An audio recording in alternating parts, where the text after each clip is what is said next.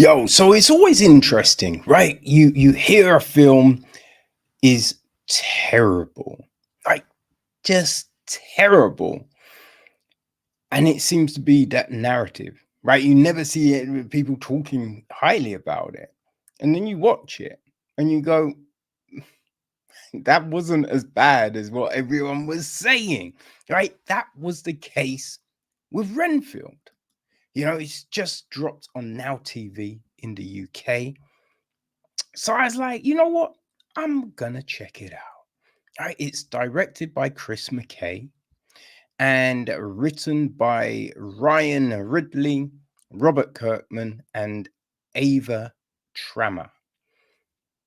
The film is produced by Samantha Nisbum, Chris McKay, Robert Kirkman, Sean and Brian Frust, and David Alpert. It's executive produced by Todd Lewis, co-executive produced by Jack Lugidos, and associate produced by Gary Huckabee. Marco Beltrami handles the music, Michael Amberdunson, cinematography, Zen Baker, Ryan Fosley, and Giancarlo Gianzino, all edited. Rich Delia, casting, production design, Julie Berghoff and Alec Hammond. Chris Crane was on art direction, and Gretchen Gatso and Cynthia Ann Slagter set decoration. Costume design is Lisa Lovas. And the cast. Well, we have got Nicholas Hoult as Renfield, the familiar to Dracula, played by Nicolas Cage. Aquafina is a detective called Rebecca. Her sister works in the FBI, and her name is Kate, played by Camille Chen.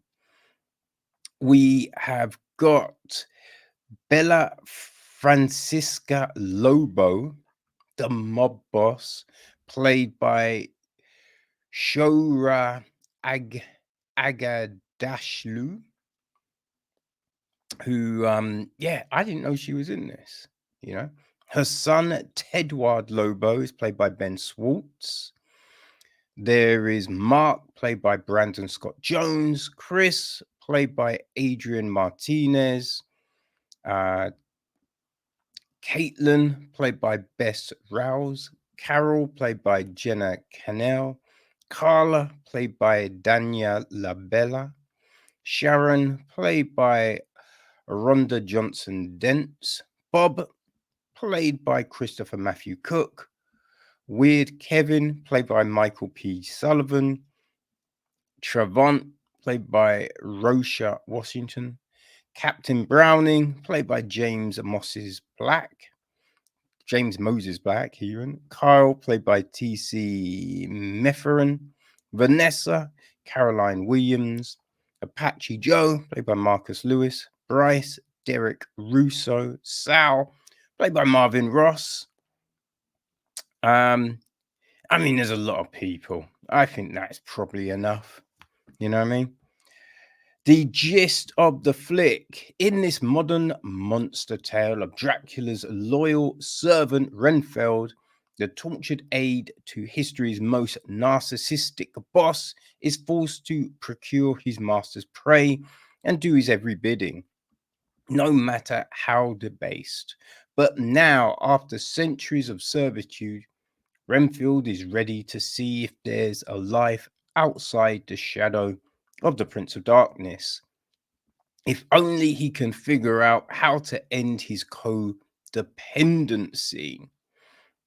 So that was a big thing with this, right? It's a completely just different take.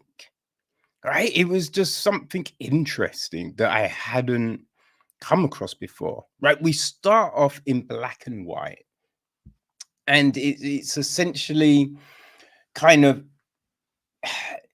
playing off of the first Dracula Universal did in 1931. So we see, Renfield's first meeting and how he became ensnared.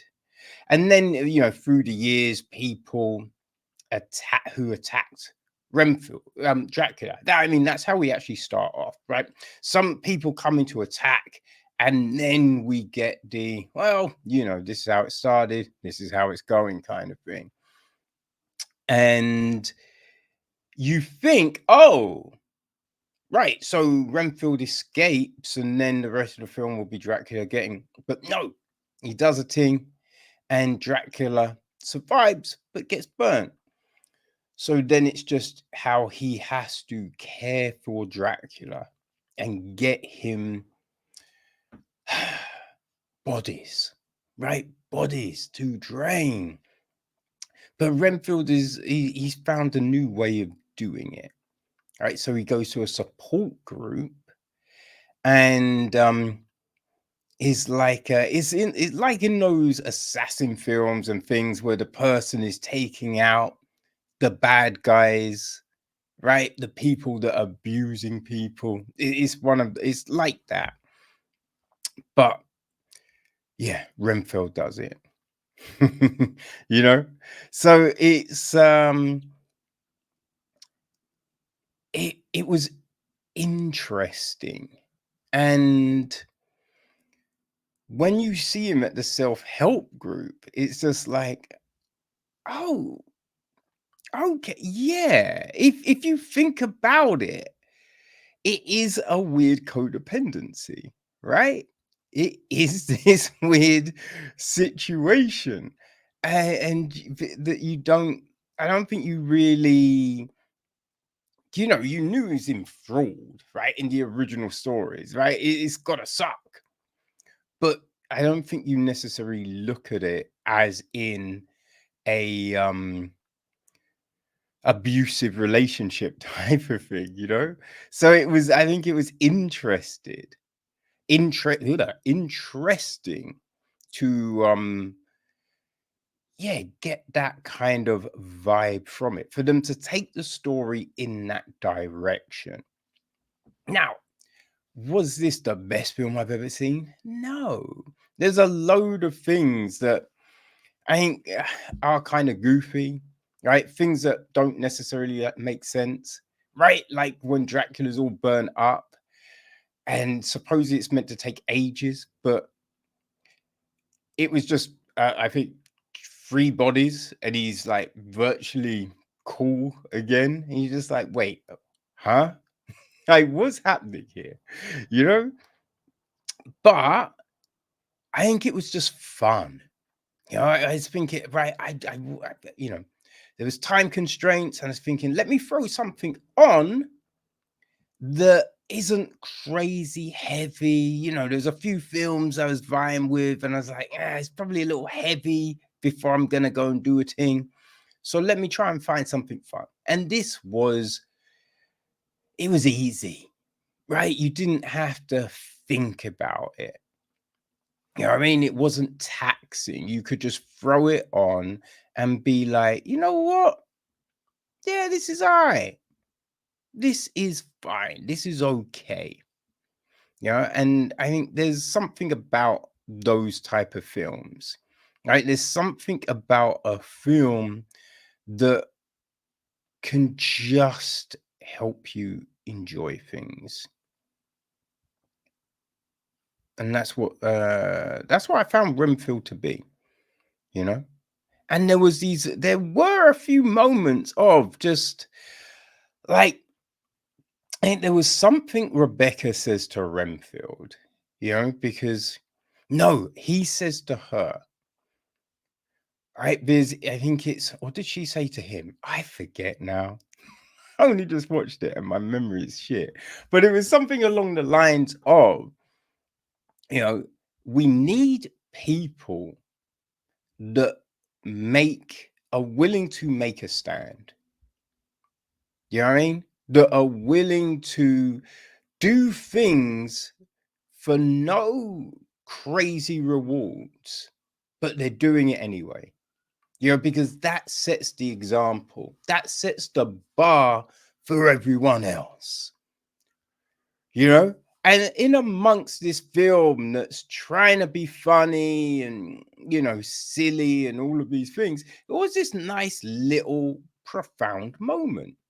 Right. And I thought, you know what? That's cool. That actually is an important thing, you know?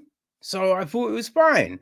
Right. The action was silly, right? It's like a plate can chop off arms, and it kind of reminded me of Spartacus, right? The Stars Spartacus TV series, when the blood was always like that CGI splatter and explode, and you're just like, wait, you wouldn't get that sort of spray from that kind of wound. Like, what are we talking about? Right. So that's what this was. There was a lot of ridiculous blood splatter and decapitations and everything like that. But yeah, it was a free and easy watch. And that did the trick right now. Did the trick. The acting was fine. It was over the top. It was silly, but it works. Again, no one's winning awards, right? No one's winning awards for the script, for the acting, for the direction. But this was a lot better than a lot of films that got better reviews. That's what I think, right? I've seen a lot of stinky films this year. And yeah, this was not as bad as a lot of things. So I'm a little baffled by the reception to it. But, that's what sometimes that shit happens, man. And, we see people so fucking fickle, right? They'll class something as one thing, and then months or years later, it's suddenly like, oh, it's actually a cult classic. You know what I mean? All of that crazy shit, right? How they said Elemental was a flop, and then it just did great numbers, and then they're like, oh, yeah, it's not a flop, right? So who knows? But all I can tell you, people, yeah, I enjoyed it. It was fun. It was stupid, but sometimes that's what you need.